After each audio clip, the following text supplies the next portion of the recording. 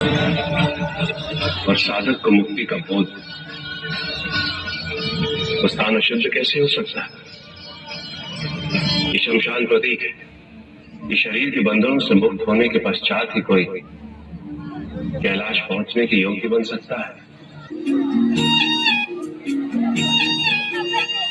यदा यदा हि धर्मस्य ग्लानिर्भवति भारत अभ्युत्थानम्। थोड़ी दूरी बनाए रहे चिता से, आग लगने वाली है। सुजामय जल रही है चिता, सांसों में है धुआं। बैठे रहे जो जहाँ है वही बैठे रहे।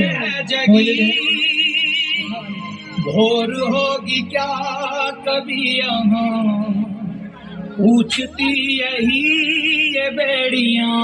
जोरदार तालियों के साथ स्वागत। तो कौन है ये?